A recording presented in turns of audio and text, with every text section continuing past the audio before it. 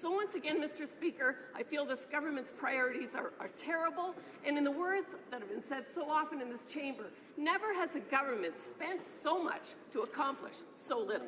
Thank you, Mr. Speaker.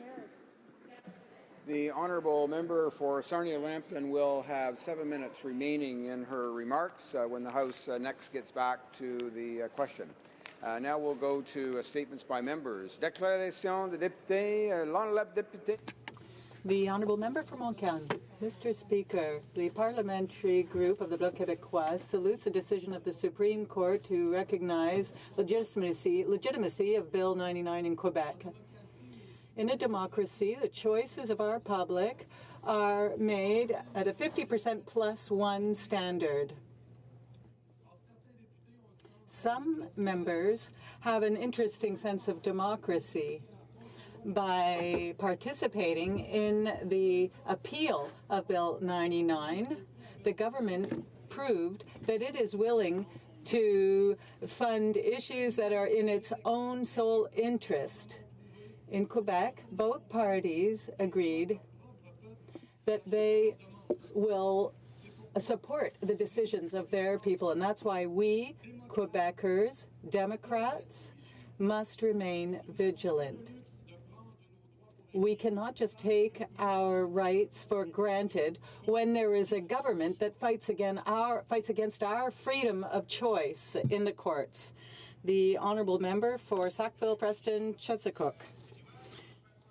Mr. Speaker, it's unfortunate that you couldn't be with us in Halifax at the convention because you would have seen our news centre, you would have heard the mayor of Halifax speak about his city, you would have heard the 4 Atlantic premiers speak about their partnership, you would have seen us in Halifax. Presenters and panels. We had Jared Butts with David Axelrod, who spoke strategically, of course. We had James Connolly, who spoke about momentum, moments turning into momentum. We had, of course, Sophie Trudeau, who gave a passionate speech. And we had, of course, our Prime Minister, Justin Trudeau, who gave a dynamic speech, who talked about the middle class, who talked about the people trying to join the middle class. We talked about veterans, we talked about seniors, we talked about youth. It was an outstanding conference, Mr. Speaker. Thank you. The honourable member knows that he's not supposed to use the given names of other honourable members. L'honorable député. The honourable member for Mégantic-Lérape. Mr. Speaker, whether it be on tax reform, the rail crisis, the food guide, labelling, legumes, when it comes to compensation for concessions on supply management, our government has failed on all fronts in agriculture, and farmers are the ones footing the bill. The Canadians realize full well that the Minister of Agriculture is incapable of doing his job. Voices are rising. The campaign is beginning to be heard. Agriculture isn't just about overalls and the smell of spring. Agriculture is the heart of Canada. It beats to the rhythm of our needs, whether we live in the Plateau in Montreal or Thetford Mines in Quebec. Agriculture is families in our villages, hardware retailers, car salesmen, local restaurants. Mr. Speaker, it is my pleasure to welcome to Ottawa young producers of the new agriculture generation who are proud to contribute to the economy of our country. Sabrina, Danny, Anthony, Vincent, Mathieu, and all those other new producers, I thank you for believing in agriculture in Canada. Do not despair. The next Conservative government will soon be there to give agriculture back its rightful place and its heart. Honourable member for Fredericton. A true gentleman and a humble hard worker, the Honourable Keith Ashfield served the Fredericton region for 16 years at the provincial and federal level. He was a champion for New Brunswick. Keith passed away Sunday morning. Keith was elected to the New Brunswick Legislature in 1999, where he served as Deputy Speaker and as Minister of Natural Resources and Energy. In 2008, Keith was elected as Member of Parliament for Fredericton. During his 7 years in Ottawa, Keith held several cabinet portfolios, including Minister of Fisheries and Oceans and Minister responsible for the Atlantic Canada Opportunities Agency. A dedicated and effective voice for our community, Keith recently launched his return to politics, securing the nomination for his party provincially in the upcoming election. Mr. Speaker, our region is fortunate to have been served by such a classy and gracious individual. On behalf of our community, I share my deepest condolences with his wife, Judy, children Seth and Tara, and his entire family. Our thoughts and prayers are with them all at this time. And to Keith, we thank you for your dedication and service to our community, our province, and our country.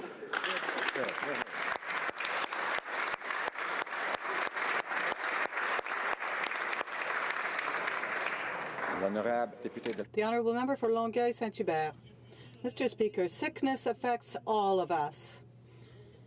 In our Vieux-Longueuil neighbourhood, we have a neighbour, Marianne Simard, who came and knocked on our door to speak to us about her 15 small EI sickness benefits weeks.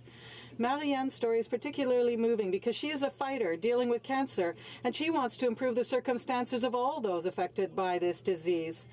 There's no shortage of stories like those of Marianne or Marie-Hélène Dubé, who also started a movement. There are so many stories like theirs.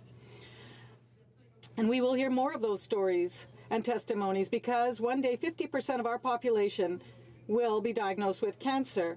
The government promised in 2016 that it would review the program, and yet 2 years later nothing has been done.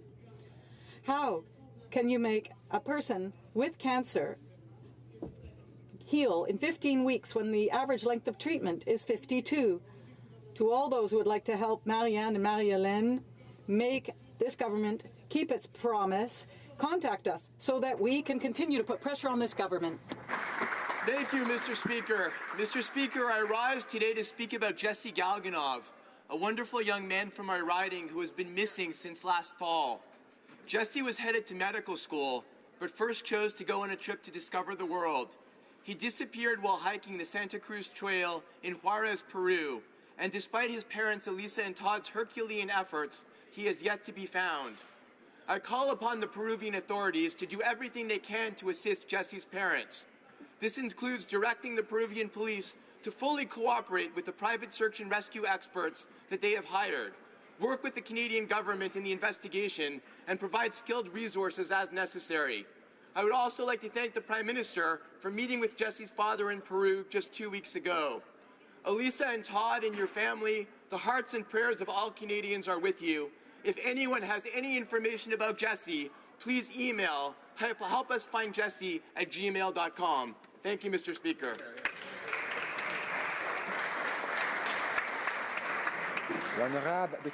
The Honourable Member for Lévis-Lotbinière. Mr. Speaker, today I would like to pay tribute to an exceptional man, Mr. Sauvel-Champagne.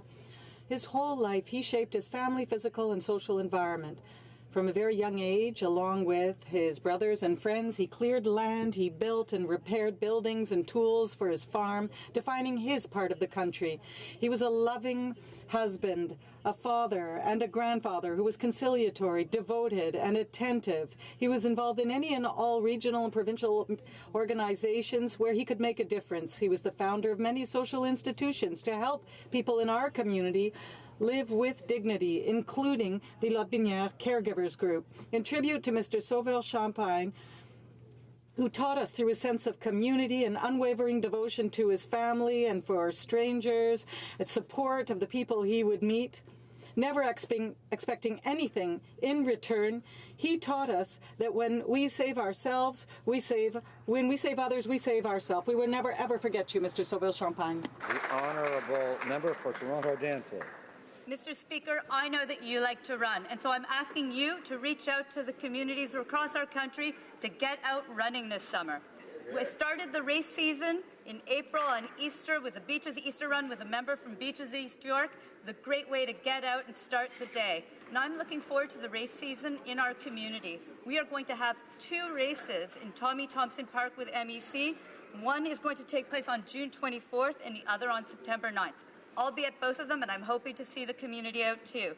I'll be at the Pride and Remembrance Run on June 23rd, and in Withrow Park, we're going to be having the Kids Run for Nature, a family-friendly run again on June 10th. It was started by 2 elementary school kids in my area, Jasmine and Jet. Raises funds for the World Wildlife Foundation. It's an amazing time out. But there's more. I'm inviting the community to join me for weekly runs. You can find out all of the details on my Facebook page and website. Thank you. Bravo. Hear, hear. The Honourable Member for Halifax. I stand before the House to call on members and good folk of our city to celebrate 25 years in all of Shakespeare by the Sea Theatre Company. In a battery at Point Pleasant Park, on Canada Day, the curtain first rose, a tradition began and left its mark, shapes of fame which annually grows. Many plays old and new have given voice to Halifax as a rich dramatic feast, presenting a varied cultural choice, the largest outdoor theatre in the East. Performance and quality always will be the legacy of Shakespeare by the sea. Bravo.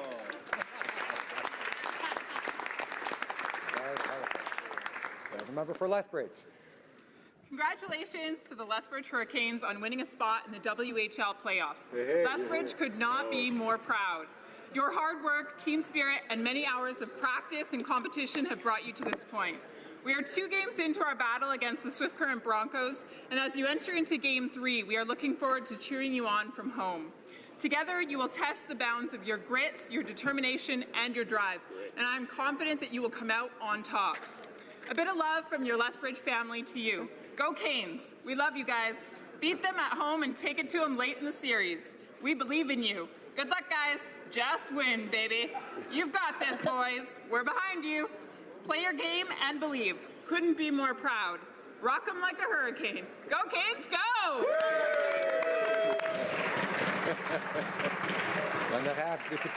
The Honourable Member for Brome-Missisquoi. Mr. Speaker, as President of the Canada-France Interparliamentary Association, it gives me great pleasure to welcome this week our association's French delegation, chaired by Anne Chapelier, MP, and co-chairs of the Friendship Group, Senator Claudine Lepage and MP Jean-Luc Laglaise. Mr. Speaker, Canada and France are the 2 main actors in the international francophonie, and they are inseparable friends. We share many values, whether it be related to culture, civil law, our way of thinking and doing. We see eye to eye.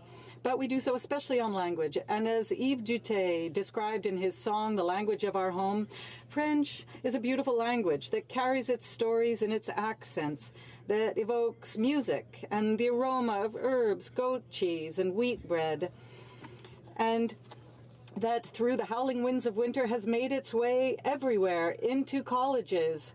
And we still speak our language, from Ile d'Orléans to Contrescarpe. And when French is sung, it is as if the wind were caught in a harp, creating a symphony. Welcome to our colleagues from France. L'honorable député de Nickelbelt. The Honourable Member for Nickelbelt. Following the devastating crash a little more than 2 weeks ago, we learned that Humber Bronco Logan Boulet had signed his organ donor card. Since then, Canadians across the country have come together. Organ donation rates have increased dramatically. Canadians who come together in times of tragedy to care for one another. Because of Logan's heroic decision to become an organ donor, he saved the lives of 6 people who desperately needed a transplant. Monsieur le Président, 90... Mr. Speaker, 90% of Canadians believe that organ donation is important, but only 20% have agreed to be organ donors. Greater Sudbury and Sturgeon Falls and Nickelbelt rank 3rd and 16th for registered donors in Ontario. I invite all Canadians to visit the provincial organ donation website to register. In doing so, we can all be a hero for someone in need. Thank you.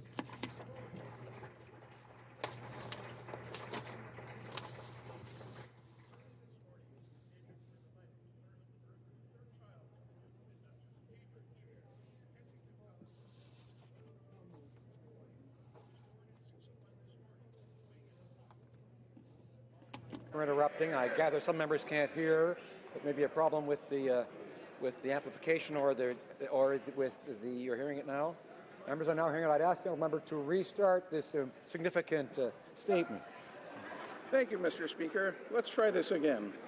Early this morning, Canadians were delighted to learn of the birth of a 3rd child, the Duke and Duchess of Cambridge. Kensington Palace has announced that the royal baby, a boy, was born at 6:01 this morning, weighing a healthy 8 pounds, 11 ounces.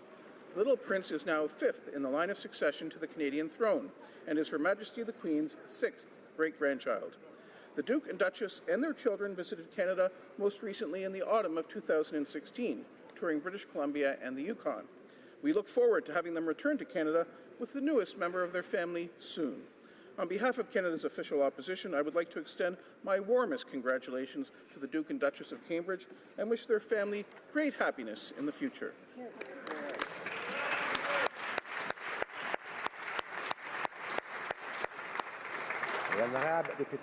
The honourable member for Brossard-Saint-Lambert. Mr. Speaker, I'm very pleased to rise in the House today and warmly congratulate the Duke and Duchess of Cambridge on the birth of their third child. Baby is always a reason to feel joyful and hopeful. I am certain that my colleagues will join me in wishing the new Cambridge baby a life of purpose, compassion and fulfillment. To Her Majesty the Queen of Canada, our warmest congratulations on the arrival of her sixth grandchild. I am pleased to rise and join my voice to those millions of people who welcome this birth with the joy that babies around the world should be able to feel at the start of a new life. Best wishes to their Royal Highnesses, the Prince George and the Princess Charlotte, on the birth of their new brother. I thank you, Mr. Speaker.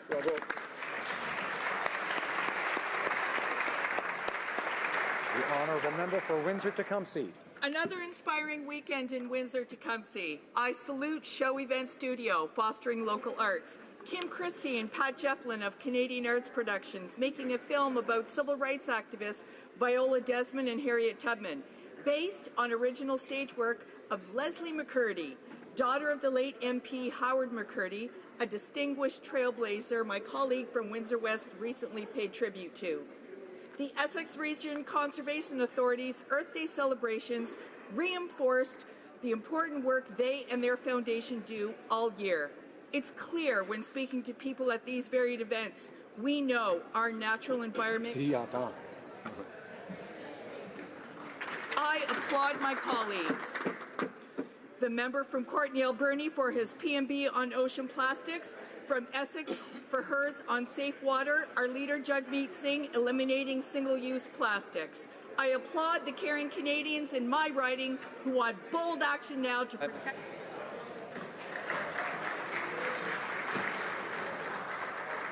We have, I'm afraid, another audio problem, and I'm going to ask the honourable member for Windsor-Tecumseh.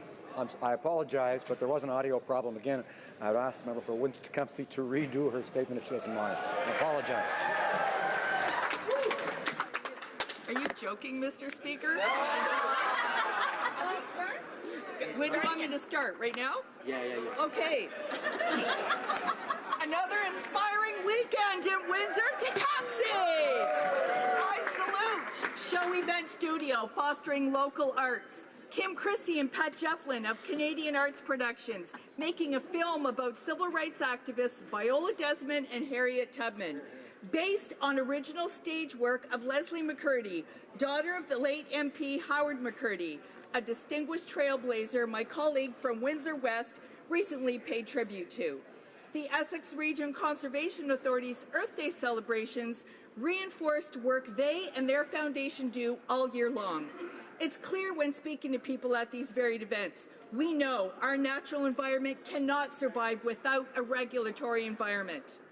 I applaud my colleagues, the member from Courtenay Alberni for his PMB on ocean plastics, from Essex for hers on safe water, our leader Jagmeet Singh outspoken on eliminating single-use plastics, and I applaud the caring Canadians in my community who want to hold bold action now to protect our future.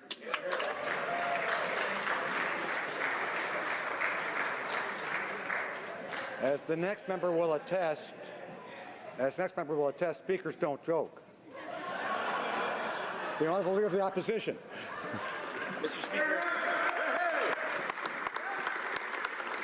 Mr. Speaker, I rise today on behalf of our Conservative caucus to mark the passing of a good friend to all of us in this House and to so many around the country, our former colleague Keith Ashfield. Keith faisait partie des meubles ici à... Keith was a part of this institution, and his province adored him. He was determined to serve the people of Fredericton and well beyond. And Keith participated in the Provincial Legislative Assembly as well in 1991. And he won a seat here a few years later. To Ottawa in 2008 as a member of the Conservative government, where he would serve as cabinet minister and staunch defender of Atlantic Canadian interests until 2015. Throughout his political career, Keith fought to champion and protect Canada's natural abundance, both as the provincial Minister for Natural Resources and the federal Minister for Fisheries. Rural families and workers and those who rely on Canada's natural wealth to help feed their families knew they had an advocate in Keith Ashfield. Even as he faced health challenges in recent years, he never stopped working for the New Brunswick communities he loved so much. Keith even said a few months ago that he would run again at the provincial level. And no doubt the people of New Brunswick would have supported him, and they knew. Caucus. My wife Jill and I send our sincere condolences to Keith's wife Judy and their loved ones. May his memory be a blessing for all of them. Merci.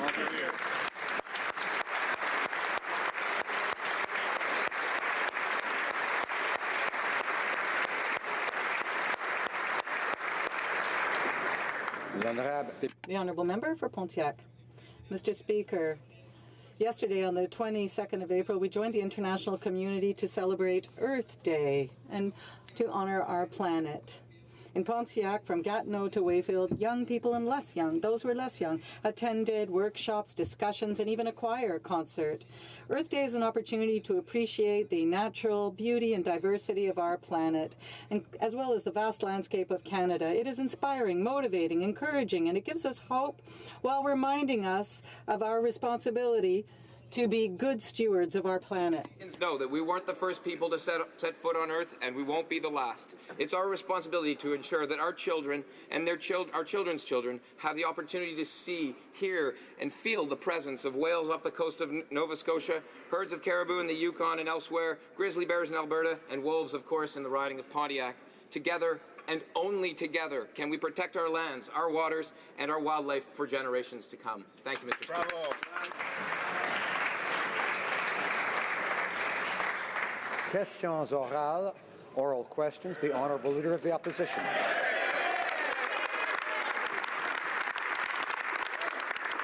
Mr. Speaker, I trust I speak for all parliamentarians when I say that our thoughts and prayers are with those victims of the recent tragic situation that's unfolding in Toronto right now. I wonder if the Prime Minister will join me in sending our best wishes to the community impacted and update the House as to any information that he may be able to share as this situation unfolds. Right Honourable Prime Minister. Mr. Speaker, I thank the Leader of the Opposition for his question and concern. Our thoughts are obviously with those affected by this incident. We are still gathering information, and as soon as we can, we will share more information with Canadians. Nos pensées sont avec tous ceux. Our thoughts are with all of those affected by this incident. We are currently learning more about what has happened, and we will keep Canadians up to date. Honourable Leader of the Opposition. Mr. Speaker, Canada is facing a crisis at its border. Last year, the RCMP intercepted over 20,000 people crossing the border illegally into Canada. Well, thousands of people respect the rules and wait in line. But this government is allowing thousands of others to cut in front of the line. Why do law-abiding families end up having to get processed later than those who cross illegally? The Right Honourable Prime Minister. Mr. Speaker, we are continuing to ensure the integrity of our immigration system. Whether people arrive in a regular or irregular fashion do go through security checks. They go through a very rigorous process. Canadians can trust that the rules of our immigration system will be applied throughout the process, regardless of the way that someone arrives in Canada. The Honourable Leader of the Opposition. Well, Mr. Speaker, so far in 2018, 6,300 people have crossed illegally into Canada. That's a rate of more than 60 people per day, worse than in 2017. Now, this is a crisis that takes resources away from those families who are trying to come to Canada the right way and prioritizes queue jumpers. Can the Prime Minister explain to those families who have been waiting patiently for months for their turn to become proud Canadians why he's prioritizing those who are jumping the line? Right Honourable Prime Minister. Mr. Speaker, Canada is signatory to international conventions. That means when people arrive in our country, we process them in a responsible, rigorous way. That is how Canadians expect us to do it. That is exactly what we are doing. Suggesting that we are somehow, we should instead be ignoring our international obligations and conventions is simply not what Canadians expect from any government. Honourable Leader of the Opposition. Mr. Speaker, last week the Parliamentary Budget Officer confirmed in a report what everyone except the Prime Minister already knew, that the Liberal carbon tax will destroy the Canadian economy. So the question is simple. While the Liberal tax goes up, economic growth will go down. So my question is simple. How long has the Prime Minister known that this carbon tax will destroy economic growth in Canada? The Right Honourable Prime Minister. Mr. Speaker, with comments like these, the Conservatives show that they haven't learned anything from Canadians in the last election. They continue to think that there is a choice between what's good for the environment and what's good for the economy. But their inaction over the last over 10 years on the environment left us with very little economic growth. We will continue, just as we promised to Canadians, to invest in the economy and the environment at the same time. And they can continue with the Stephen Harper approach. The Honourable Leader of the Opposition. Speaker, it's Liberals who are confused on this matter. In fact, when we asked for proof that a carbon tax would have any concrete impact on reducing greenhouse gas emissions, both the Environment Minister and the Prime Minister couldn't come up with an answer. But there is evidence that a carbon tax will damage the Canadian economy. We asked for that through an access to information, but that was blocked out. And the excuse for blocking it out was that just that information alone would damage the Canadian economy. So if that information alone would damage the economy, how bad will the carbon tax be for the economy? Right Honourable Prime Minister. Mr. Speaker, it's disappointing to see in 2018 the Conservatives still doubling down on Stephen Harper's failed approach, not understanding that putting a price on carbon pollution is the way to build a strong economy for the future. But quite frankly, I find it a bit rich that the members opposite are complaining about secrets. Perhaps the Leader of the Opposition should stop censoring the member from Beauce.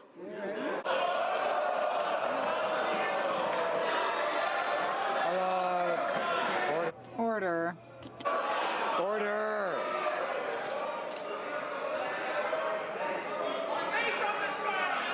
Order. The member for Selkirk and Lake Eastman will come to order. Order.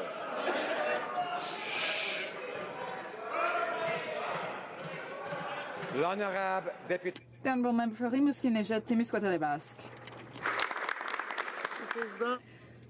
Mr. Speaker, our thoughts and prayers are also going to the victims of that tragic incident. We also are thinking of their families, friends, and the entire Toronto community, and we will be closely following the developments there.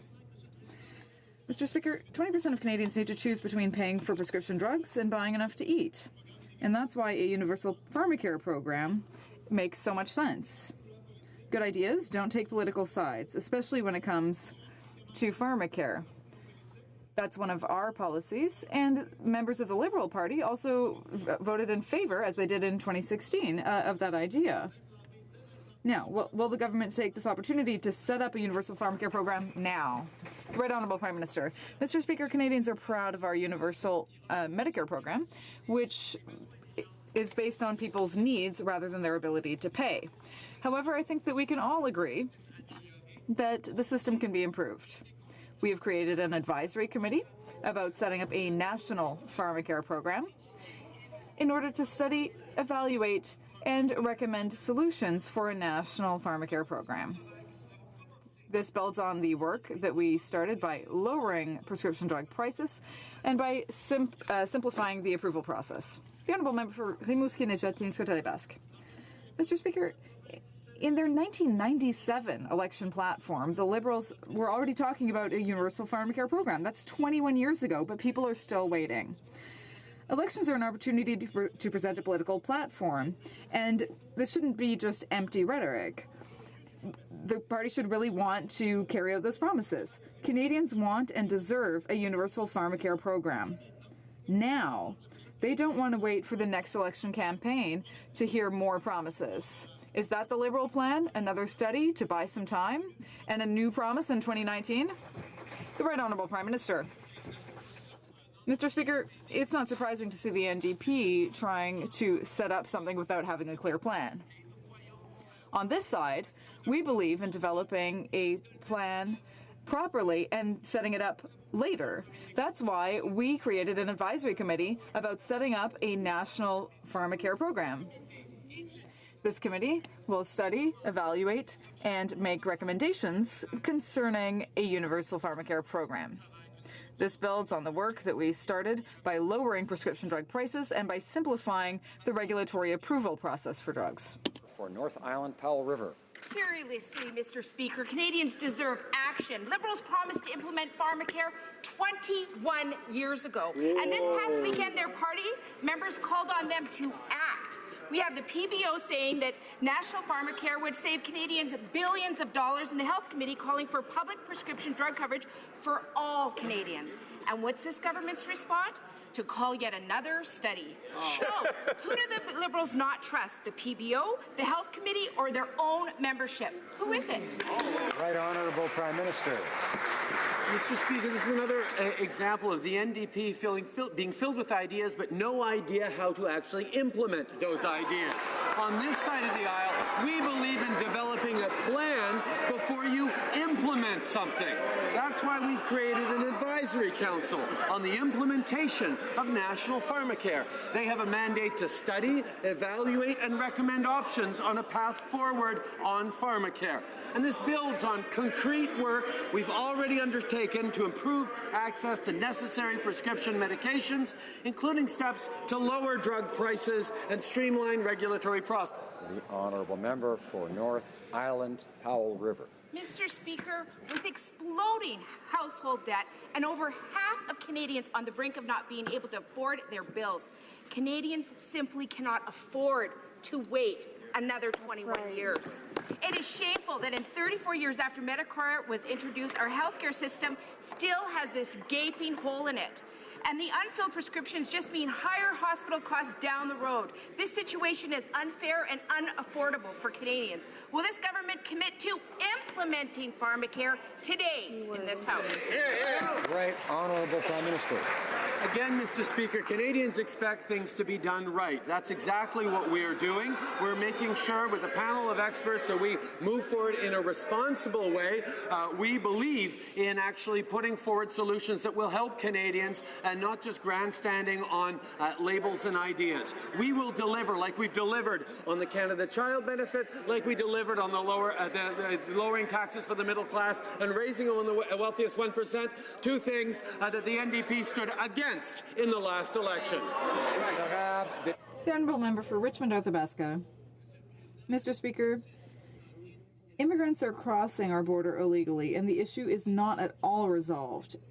Every day sees massive increases in the number of illegal crossings to Quebec. This has been going on for over a year, and as usual, the Liberal government is making official statements while being unable to back up their statement with any concrete proposals. So my question for the Prime Minister is simple. What is he going to do concretely to deal with the thousands of asylum seekers crossing the border? Honourable Minister of Immigration. Mr. Speaker, Canada is an open and welcoming country to those who need protection. However, our government is determined to ensure that we have orderly immigration. $3 million for faster processing of asylum claims and border security operations. We've worked with the province of Quebec, who have done a lot to deal with this issue through the Intergovernmental Task Force on Irregular Migration. We've responded to provincial issues, and we will continue to work to make sure that this issue is addressed properly. The Honourable Member for Richmond Athabasca. Mr. Speaker, the problem of illegal border crossings has been known for over a year now, and nothing has changed. Last year, there were over 20,000 unofficial crossings into Canada, and nearly 90% of those happened in Quebec. Spring is just starting, and there have already been 6,373 cases, including 5,609 just in Quebec. So at this rate, the number of illegal immigrants will double by the end of the year. What will this government do to stop this illegal situation? The Honourable Minister of Immigration. The party opposite would have you believe that they actually care about border security. This is the party that cut $390 million from the Canadian Border Services Agency, jeopardizing border security operations. This is the party that cut refugee health care for the most vulnerable people, pregnant women, victims of torture. This is the party that did that. This is the party that, as recently as March 22nd, when it came time to stand up for the Yazidi survivors of Daesh atrocities and vote for $14 million budget towards those services. What did they do? They were missing in action. They voted against it. Honourable member for Calgary Nose Hill. Mr. Speaker, no one is disputing that the Prime Minister has a really, really expensive plan to deal with this issue. In reality, though, it's not working. No matter how much he spends, more people are illegally crossing the border every day. Exactly. The only criticism that he has of our former government, which, by the way, did not have this hashtag Welcome to Canada problem in managing our borders, is that we weren't expensive enough. Why does the Prime Minister think it's fair to prioritize hundreds of millions of tax dollars we don't have on illegal border crossers instead of stopping the flow? Right. The Honourable Minister of Immigration. Mr. Speaker, the member opposite is on record as calling on our government to spend more money for faster processing of asylum claims and border security operations. Budget 2018 delivers exactly that. But what is absolutely irresponsible is for that party to preach us on border security when they cut almost $400 million from the CBSA, jeopardizing the same border security that they are complaining about now. This is the record that we will put up against their record any day. The member for Calgary Nose Hill.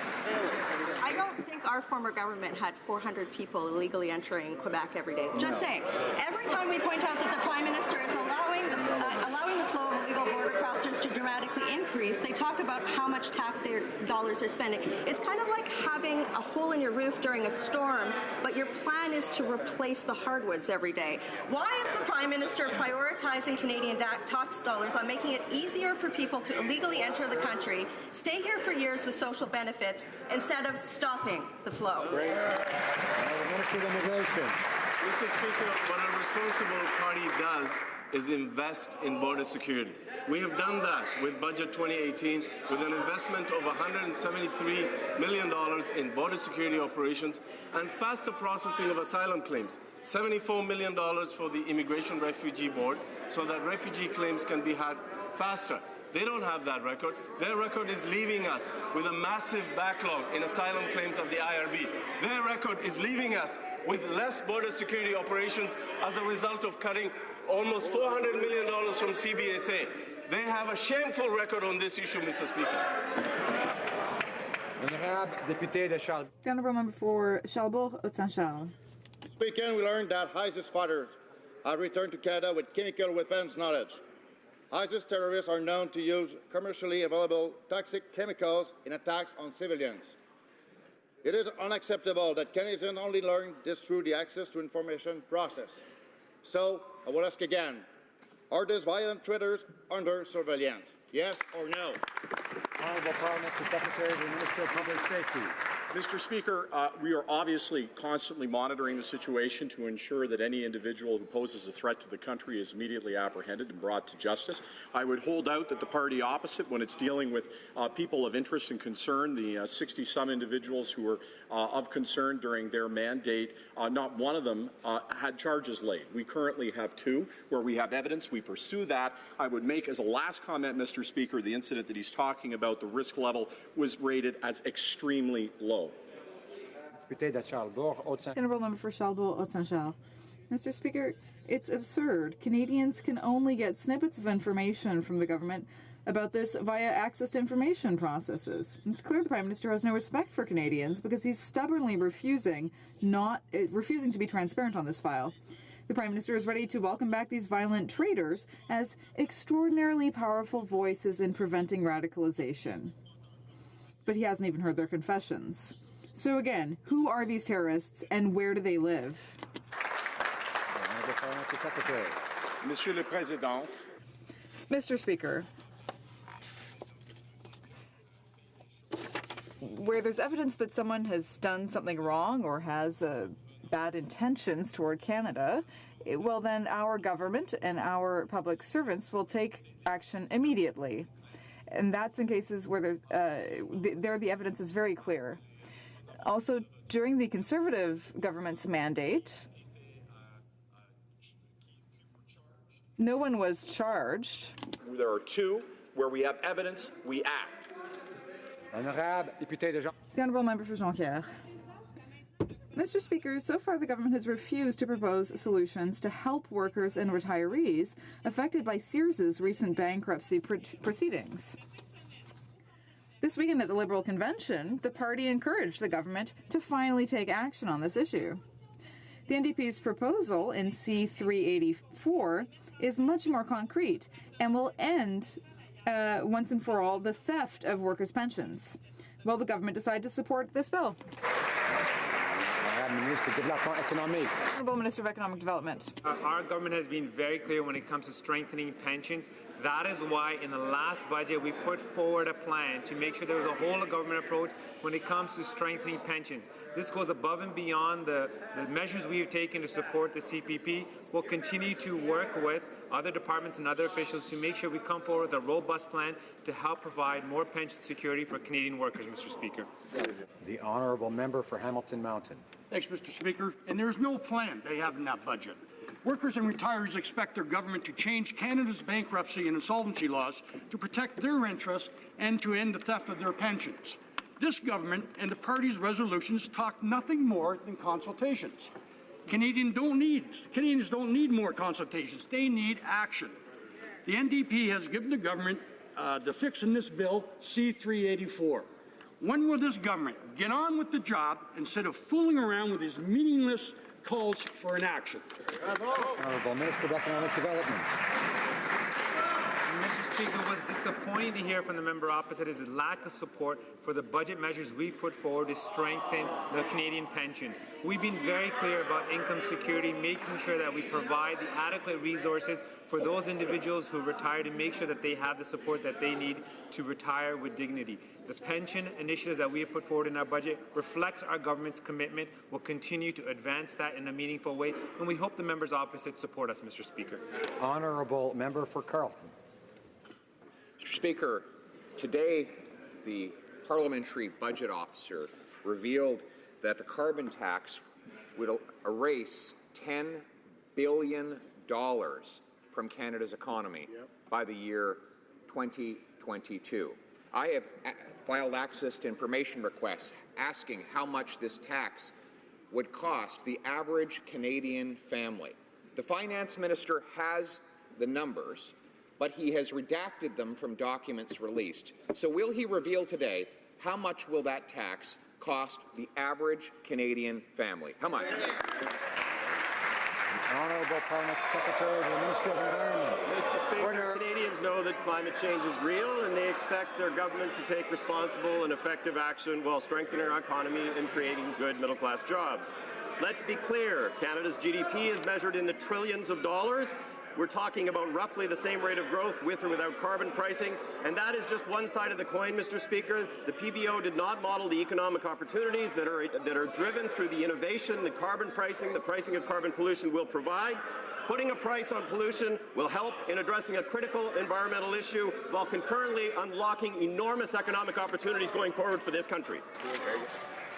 Order. I'm afraid I have to remind the honourable members for Abbotsford and Durham that we wait our turns to speak. We don't interrupt when someone else is speaking. Of course, standing orders provide for not interrupting, and I'm sure they won't want to do that in the future.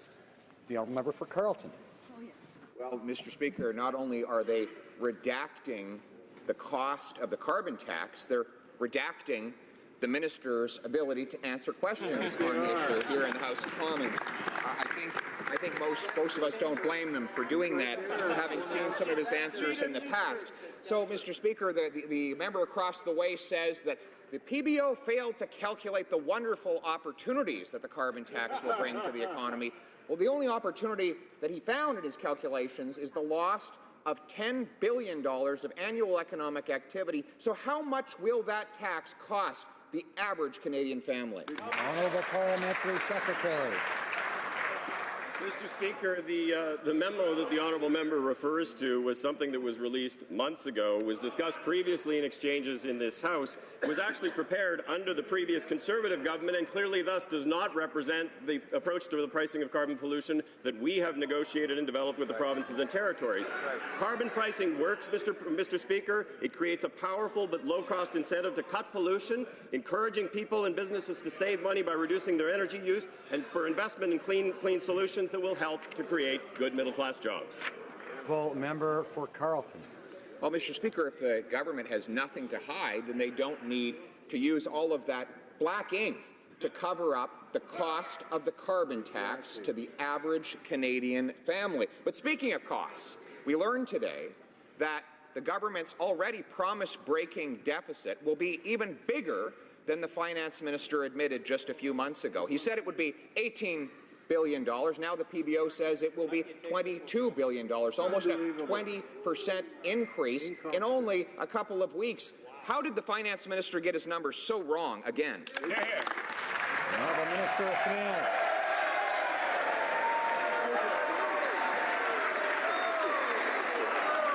There's really good news for Canadians, Mr. Speaker. The good news for Canadians is clear. There are more Canadians working, there has been better economic growth, and it's all been about the policies that we put in place. What I can say is we put out our fiscal forecasts in our budget. We stand by those forecasts. It's important to listen to the Parliamentary Budget Officer, but in this case, what we're saying is the forecast we put out, the forecasts that show a declining level of debt to GDP over the 5-year term, the forecasts that show that we're able to be fiscally responsible while investing in Canadians and helping Canadian families. Those forecasts, we stand firmly behind them. Honourable member for Carleton. Not the only bad news for Canadian taxpayers present and future. We also learned today that Canadians will spend vastly more on federal government debt interest. By 2022, the cost of servicing our national debt will rise by 2/3 to almost $40 billion. That's as much as we spend as a government of Canada on health care, Mr. Speaker. How is it in the interests of Canadian taxpayers to fork over more to wealthy bondholders instead of funding our treasured social programs? Honourable Minister of Finance. Mr. Speaker, let's consider what is in Canadians' interest. What clearly is in Canadians' interest is to invest in Canadian families. What's clearly in Canadian interest is to make sure that Canadians are working. We know that our country works when Canadians are working, and that's exactly what we're showing. We're showing the highest rate of growth that we've seen in a long time, and that's because in 2015, Canadians made a decision to go against the failed policies of the previous government and to invest in Canadians' future. That's what we're doing. The honourable member for Burnaby South. Mr. Speaker, 26 minutes into his April 15th news conference, the Prime Minister guaranteed Canadians construction will finally begin on the Kinder Morgan pipeline within weeks. But he needs to explain how this is possible. The company has met fewer than half of the 157 required National Energy Board conditions. 1/3 of the final route has not yet been approved, and now the company is begging for relief on many conditions and wants to delay detailed route hearings. Is the Prime Minister now going to override the authority of the National Energy Board so he can force his pipeline through British Columbia?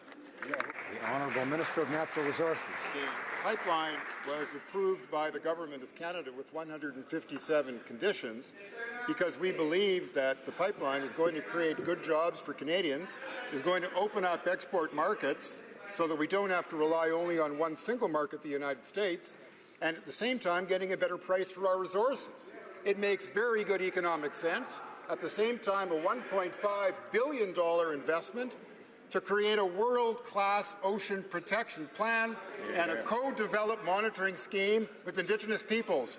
Growth, environmental stewardship, partnership with Indigenous peoples. That's the recipe for growth. The honourable member from Nanaimo, Ladysmith. Coastal communities are alarmed about the marine impacts of Kinder Morgan's new pipeline. 7-fold tanker traffic increase, terrible oil spill response, bitumen spill risks, traffic harming orca whales, and disrespecting Indigenous rights. But instead of protecting these vital public interests, the Prime Minister is more concerned with protecting the interests of a Texas-based oil company. Why won't the Liberals stand up for BC's coast and keep the promises to Indigenous leadership that they made? Honourable Minister of Natural Resources. Mr. Speaker, the honourable member says a 7-fold increase in tanker traffic. Actually, it's one more tanker a day, one, that will be surrounded by world-class spill response at a time when Indigenous people, for the first time, have been involved from day one in becoming a part of the monitoring of the safety of the line, and we believe that we are going to leave the backyard of Indigenous people better than we had found it. The honourable member for Hamilton West and Castor Dundas. Mr. Speaker, our government came into office with a promise to make investments into our communities, to make them stronger, more sustainable, and more inclusive. In Ontario and in my riding of Hamilton West and Castor Dundas, communities have benefited by these early investments. Provincial and municipal leaders have said they require long-term and predictable funding so they can plan ahead. Can the Minister of Infrastructure and Communities update this House on investments the government is making in Ontario? Good question. Honourable Minister.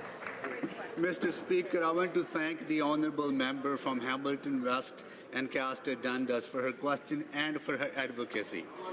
Our government will invest more than $8 billion in federal funding to support public transportation in Ontario over the next decade, including $200 million in Hamilton alone.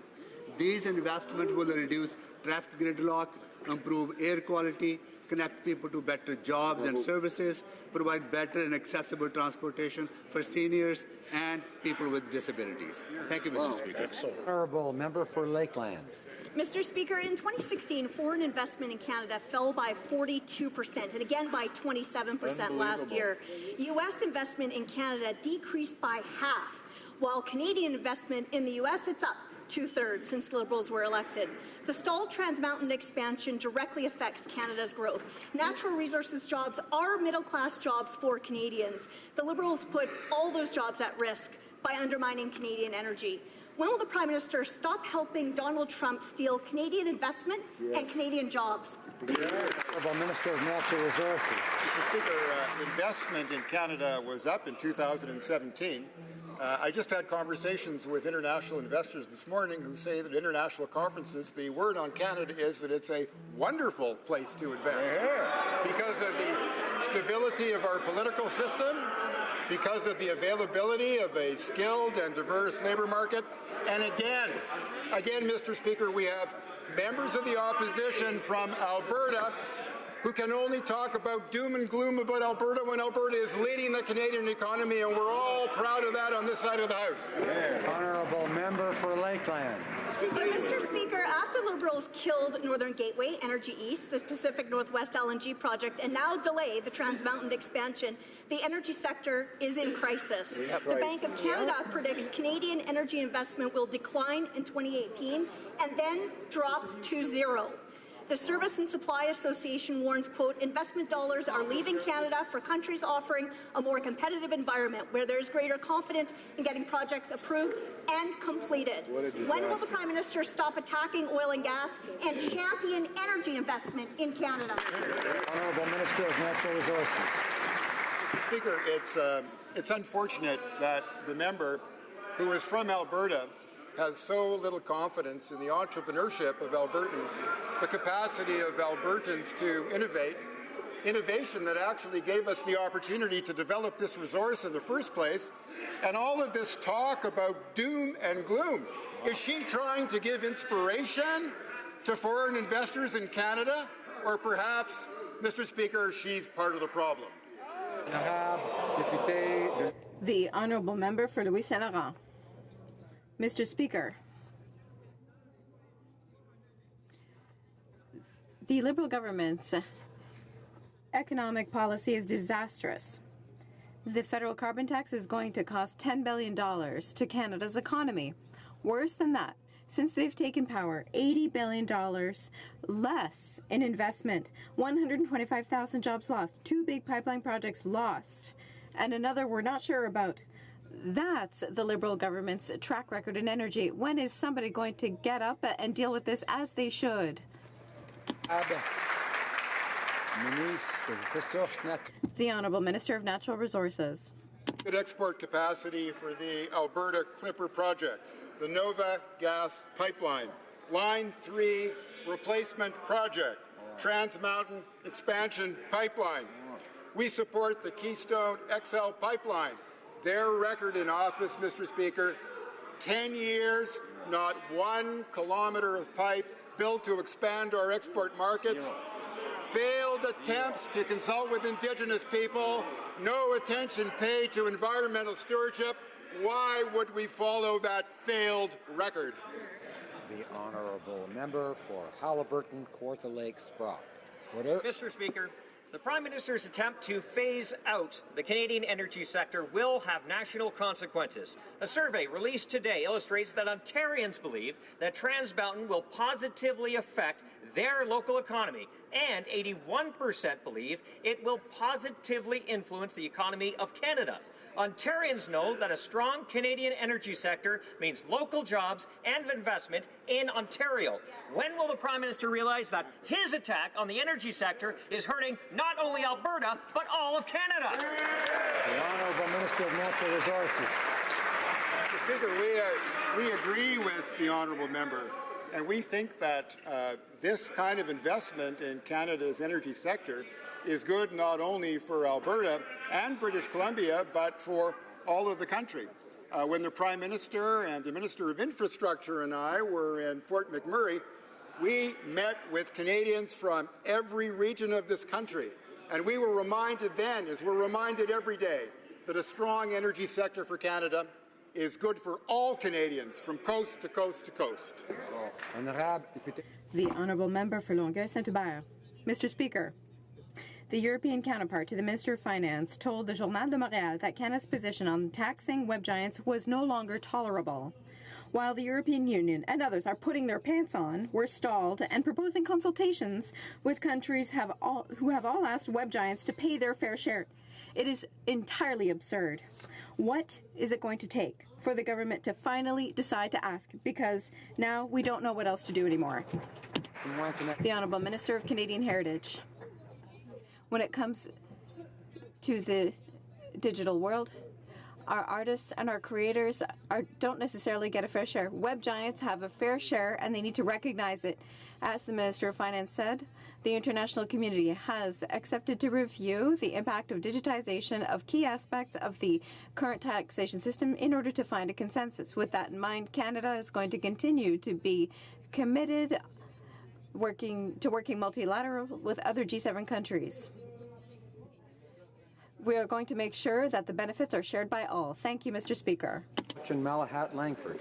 Mr. Speaker, Liberals promised Canadians the creation of a national food policy, but it took them 18 months to set up the consultation process. Then they consulted farmers for 3 months over last summer during the busiest time of the year.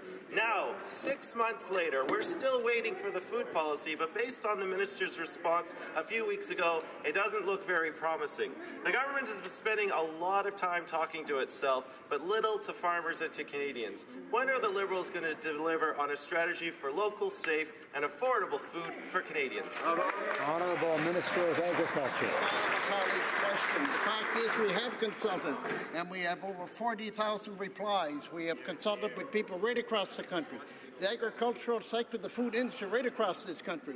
And this government will put a food policy in place that will be a major asset to the food industry and Canada in general. Honourable Member for St. Albert, Edmonton. Mr. Speaker, Nick Chan was charged with first-degree murder, conspiracy to commit murder, and directing a criminal organization. Today, he is a free man after the charges were thrown out of court due to delay because of this Justice Minister's negligence. The Minister has failed to fill 9 out of 10 new judicial spots to deal with the backlog in Alberta's courts. So in light of that, what excuses is this minister going to give to this criminal's next victims? Honourable Minister of Justice. Well, thank you, Mr. Speaker, our government is committed to ensuring that we continue to move forward with broad-based criminal justice reform to address delays that were identified by the Supreme Court of Canada.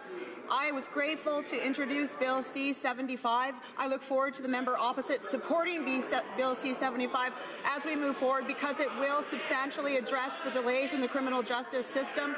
I'm going to continue to appoint meritorious judges across the country, including in Alberta, of which I've appointed 27 thus far.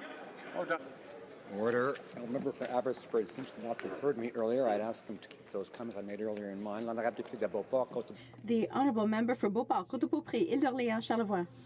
A notorious gang leader, Nick Chan, had his charges suspended because of delays.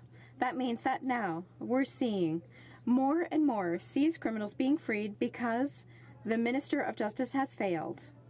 We have the impression that she is protecting criminals to the detriment of victims. When will the minister take her responsibilities seriously and appoint judges so that justice is finally done? Minister of Justice. Well, thank you, Mr. Speaker. Our government is committed to ensuring that we continue to move forward to transform the criminal justice system with an eye to public safety, with protecting victims and holding offenders to account. We're going to continue to move on this. This is why our government introduced Bill C-75, which I look forward to the members opposite supporting, given that they're concerned as well about delays in the criminal justice system. I was also proud and continue to be proud to appoint meritorious judges across the country, 167 in fact, and last year in 2017, 100 judges, the most of any justice minister in 2 decades. Honourable member for Niagara Falls. Mr. Speaker, in my 6 years as Minister of Justice, there was never a shortage of qualified candidates for the Queen's Bench in Alberta, and I'm absolutely convinced that there are no shortage of qualified candidates in Alberta today. So there is no excuse for a gang leader to have his murder charges stayed because the minister isn't appointing the necessary number of judges in Alberta. So why is it that the government is enabling gang leaders to walk the streets? Minister of Justice.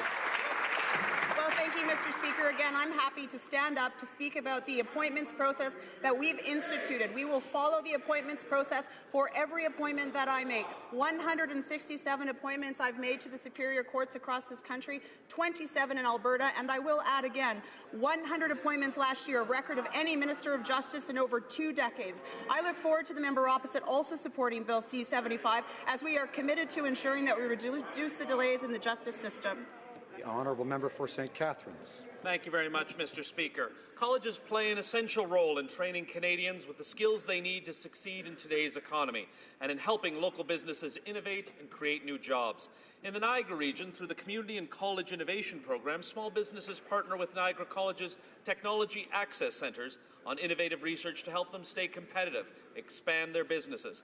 They also provide young Canadians with opportunity to gain hands-on training and job experience. Can the Minister tell this House how our government is supporting innovative research at colleges across the country? Well, Minister of Science. Mr. Speaker, our government knows that colleges are essential in driving innovation in Canada. To increase support for collaborative researches between business and colleges, Budget 2018 invested $140 million in the College and Community Innovation Program. When I visited the Niagara region with a member from St. Catharines, I heard directly from local businesses about how this investment will train students. It will also help businesses solve pressing challenges, allowing them to stay competitive, grow their businesses, and create jobs. The honourable member for North Okanagan-Shuswap. Mr. Speaker, the Fisheries Minister expropriated 25% of the Arctic surf clam quota, then awarded it to Liberal insiders. Insiders with no company, no Indigenous partners, no boats, no plan, just Liberal connections. Because of their own MP isn't standing up for them, the people of Grand Bank have launched a campaign to save their jobs. GrandBankPlan.ca. Will the government finally put the people of Grand Banks above Liberal insiders and support the plan to save your community? Honourable Minister of Fisheries. Mr. Speaker, our government stands with the people of Grand Bank. I've had the chance on a number of occasions to talk with my colleague who represents that community in this House of Commons. We have plans, in fact, to work with the community of Grand Bank to ensure that the processing jobs are protected and to ensure that our commitment to those people who work hard in those plants is respected. What's surprising, Mr. Speaker, is the honourable member uses words like expropriation, which he knows has absolutely no application in this case. In fact, his previous government had a process to bring a new entrant into this fishery, and they weren't worried about the people of Grand Bank then. The honourable member for Salaberry-sur-Roi. Mr. Speaker, while working on the Catherine Spirit, firefighters did not know if there were dangerous materials left on board, and they had not even received the emergency response plan after 7 years of bad management in this file. The government is still being lax on security matters. It's completely irresponsible. It took a fire for a sprinkler system to be installed. Everyone wants to see that ship gone, but not any which way. What does the government plan to do to reassure the public that safety and environmental rules will be followed during the rest of the dismantling? The Honourable Minister of Fisheries. Mr. Speaker, obviously we share the concerns of our colleague when it comes to the safety of personnel working aboard Catherine Spirit, as well as members of the community are worried, just as our government is, and want to see the Catherine Spirit gone. That is why we've invested a great deal in order to get to that point. One small fire started in the machine room of the Catherine Spirit. It was confirmed that the plans for the boat, as well as the emergency management plan, were given to emergency responders on December 14th, 2017. The Honourable Member for Lac-Saint-Jean. Mr. Speaker, this year is the 100th anniversary of the Spanish influenza pandemic in 1918, which in Canada took the lives of 50,000 people. Sadly, no vaccine was available at the time. As we highlight National Immunization Awareness Week, can the Minister of Health update the House on our government's actions regarding immunization? Thank you, Mr. Speaker. The Honourable Parliamentary Secretary to the Minister of Health. Mr. Speaker, thank you to my colleague for Lac-Saint-Jean for his important question and his excellent work. Mr. Speaker, vaccination is the cornerstone of public health in Canada, as it is one of the most effective ways to battle, prevent, and in some cases eradicate infectious diseases. And as my colleague has pointed out, history has shown us the profound impact that vaccination can have, and that's why our government is acting on a $25 million five-year commitment to improve immunization coverage rates in Canada. By working with our partners, our government is supporting a strong immunization system in Canada. Merci, Monsieur le Président. The Honourable Member for Barrie-Innisfil. Mr. Speaker, what is happening to Canada under these Liberals? We have a national opioid crisis, yet over the weekend, the Justice Minister said she was open to the idea of decriminalizing illicit drugs. By being open to this absurd idea, she sent a signal Liberals want to legalize the use of cocaine, heroin, crack, and other illicit drugs. Mr. Speaker, Canada is already in crisis with young people dying due to illicit drug use. Why would the Justice Minister and the Prime Minister want to make a very bad situation even worse? The Honourable Parliamentary Secretary to the Minister of Health. Mr. Speaker, we have acknowledged many times that we are in a national public health crisis due to opioid overdoses, and our government is treating this as a public health issue rather than a criminal one. We understand that stigma and barriers to treatment need to be reduced, and that's why we have restored harm reduction as an important pillar in the national drug strategy. And while we recognize that decriminalization would not ensure quality control for dangerous drugs, we have made it easier for health professionals to provide access to opioid substitution therapies, supported the Good Samaritan Drug Overdose Act. And through Budget 2018, Mr. Speaker, we have made investments of over $231 million to continue to develop innovative approaches. The Honourable Member for Pierre-Boucher, Les Patriotes Verchères. Mr. Speaker, while the Canadian government funds the Quebec Bar to overturn legislation in Quebec under Section 133 of the 1867 Constitution Act, Canada has been violating its constitution for 35 years. The 1867 Constitution Act was passed only in English. There is no official French version, even if the 1982 Constitution Act requires it. Can the Minister of Justice admit that they are transgressing their own that she is transgressing our own constitution? Thank you, Mr. Speaker. Our government is committed to working collaboratively with, I believe, what the member opposite is talking about, with federally appointed judges as well as the province who bear responsibility for the administration of justice. This issue has been referred to the Quebec Court of Appeal by the government of Quebec. We are intervening on this matter and will be putting our submissions in. The honourable member from Manicouagan. To give the French version of the 1867 Constitution Act the same legal standing as its English version, Section 55 of the 1982 Act indicates that a French version of the 1867 Act should be passed as soon as possible. As soon as possible was a long time ago. It's been 35 years. In order to ensure coherence, as there is no official French version of the 1867 Constitution Act, will the Minister of Justice suspend the application of Section 133 until the official version in French is passed? The Honourable Minister of Canadian Heritage. Mr. Speaker, as my colleague before referred to the Quebec Bar Association and the matters before the courts, it has been decided that procedures would be launched, and that is their choice. It is before the courts right now, therefore we will not comment on the matter. The Honourable Member for Saanich Gulf Islands. Really appreciated hearing the Prime Minister in the UK at the Commonwealth Summit giving a hint of what the leadership of Canada will look like in the G7 on climate and on approaching the huge issue also of ocean plastic pollution. There's 8 million tons of plastics entering our oceans every single year. England, Scotland, Taiwan have already taken action to ban single-service plastic items. Can Canada follow suit to show leadership before the G7? Right Honourable Prime Minister. Mr. Speaker, preventing plastics pollution is a pressing global issue that requires action at all levels of government, industry and the public, and we're pleased we're taking it forward as one of our issues as leaders of the G7 this year. We're already taking action on marine plastics. We have legislation and regulations in place to prevent pollution and protect habitat. Last year, we were among the first countries to phase out microbeads in toiletries. We invest in waste and wastewater infrastructure and research. We support national conservation initiatives like the Great Canadian Shoreline Cleanup. We continue to work with provinces, territories, municipalities, industry, civil society and consumers. Tabling of documents.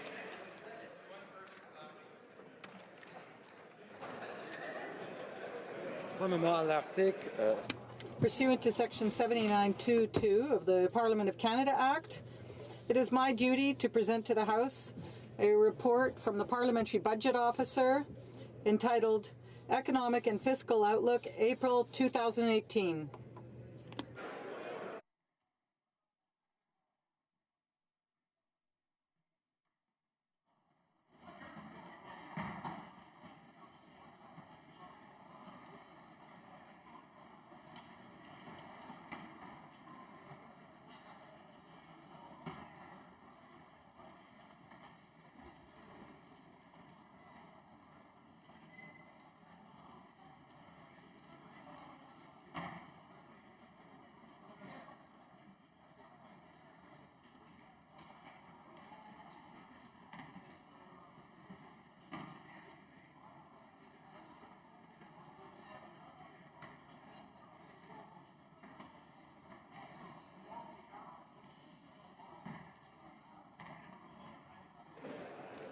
Pursuant to Section 79.22 of the Parliament of Canada Act, it is my duty to present to the House a report from the Parliamentary Budget Officer entitled Costing Budget 2018 Measures.